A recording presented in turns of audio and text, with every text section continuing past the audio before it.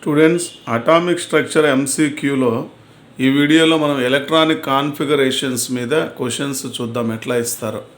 Question ఇలా ఇచ్చారు: the element with the electronic configuration 1s2 2s2 2p6 3s2 3p2 3d10 4s1 is అని ఇచ్చారు.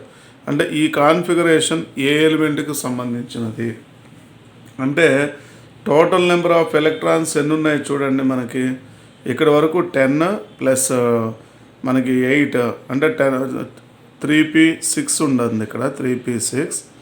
So ఇక్కడ వరకు 10 plus 8 18 plus 10 28 plus 1 29.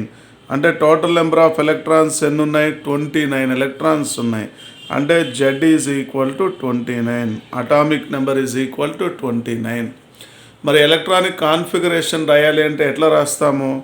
1s2 2s2 2p6 3s2 3p6 4s2 3d9 రాస్తాం యాక్చువల్గా. That is the configuration. But 3d10 is the stable configuration then 3d9 configuration. 3d10 is stable than 3d9. So to acquire stability, one electron from 4s orbital enters into 3d orbital. So the excited configuration is 4s1 3d10. ఈ మొత్తం atomic number 18 కాబట్టి ఈ ప్లేస్లో ఏం రాసుకోవచ్చు మనం? Organ 4s1 3d10. So that configuration belongs to అంటే copper. మనం చూడాల్సిన అవసరం కూడా లేదు, ఎందుకంటే atomic number 29, copper 29, calcium 20, chromium 24, cobalt అట్లాగా 27 వస్తుంది. కాబట్టి ఇలా అటామిక్ నెంబర్స్ తీసుకొని మనం ఎలక్ట్రానిక్ కాన్ఫిగరేషన్స్ రాసుకుంటాం. బట్ ఈ కాన్ఫిగరేషన్ యాక్చువల్గా 4s2 3d9 ఉండాలి, కానీ 4s1 3d10 ఎందుకు రాస్తాము అంటే this is the anomalous electronic configuration. Anomalous electronic configurations ఇంకా ఎవరైనా ఎగ్జిబిట్ చేస్తారా అంటే డి బ్లాక్లో 3d సిరీస్లో the elements chromium and copper exhibits anomalous electronic configuration. Chromium electronic configuration తీసుకుంటే atomic number of chromium is 24. Its electronic configuration is argon 4s1 3d5. Then the configuration of copper తీసుకుంటే argon 4s1 3d10 తీసుకుంటాం. ఇది electronic configuration. So answer ఏం రావాలి? Copper answer వస్తుంది మనకి.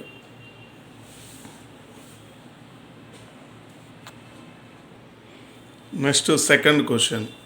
The order of filling of electrons in orbitals in titanium is అని ఇచ్చారు. Titanium or titanium.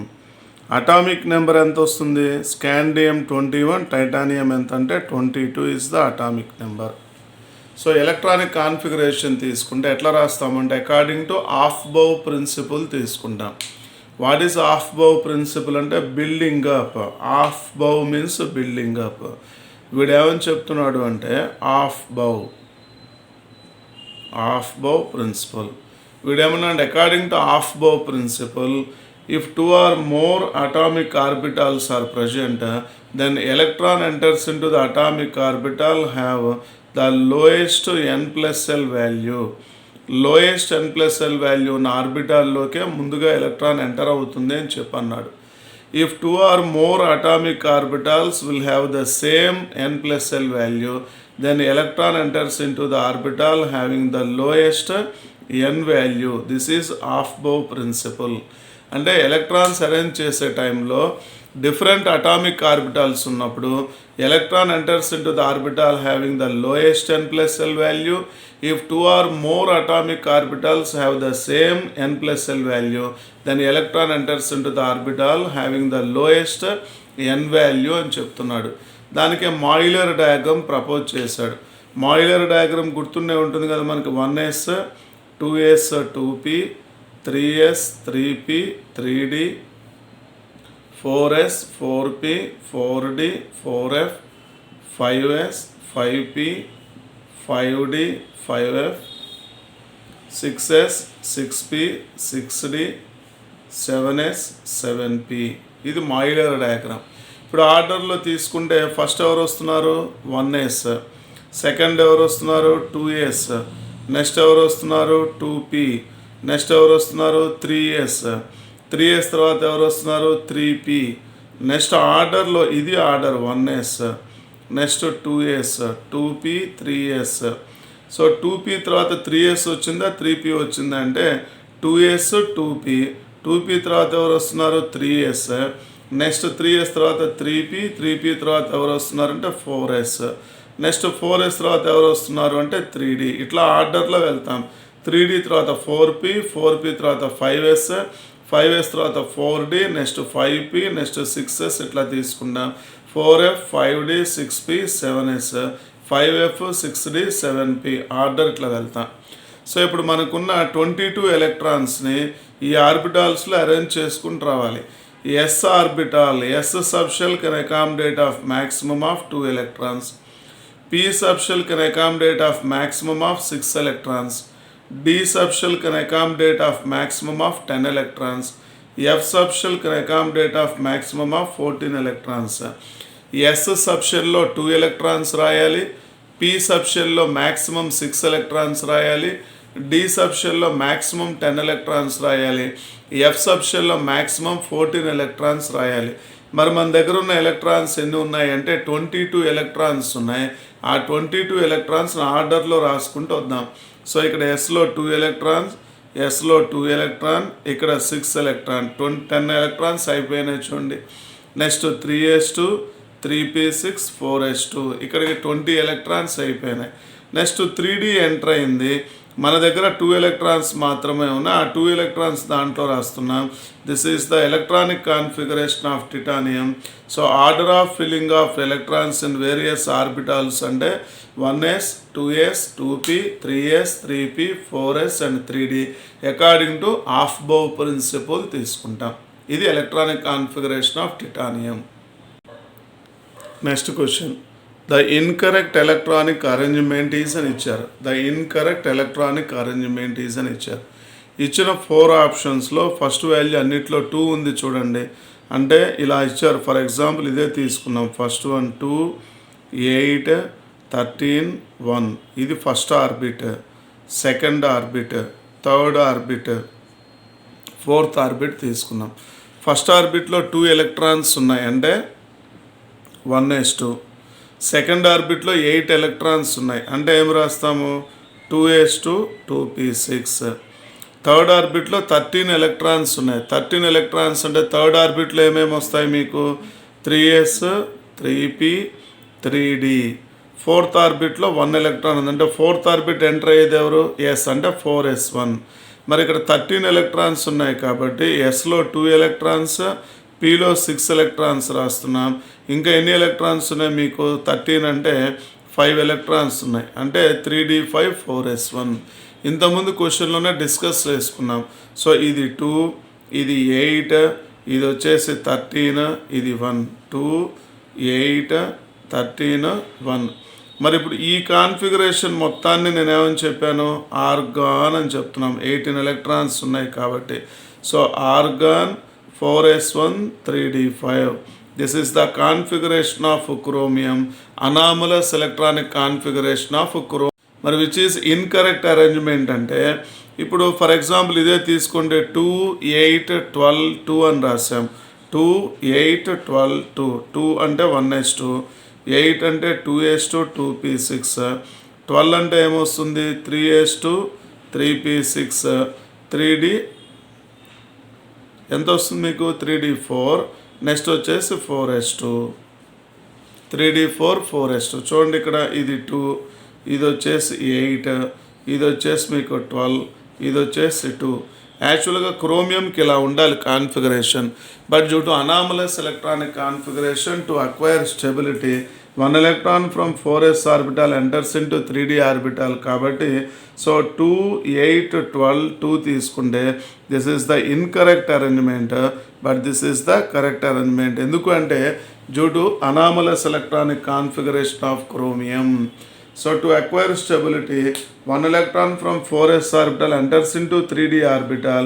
So the anomalous configuration of chromium ante argon 4s1 3d5 exhibit chestundi kabatti this is the correct arrangement and this is the incorrect arrangement తీసుకుంటాం.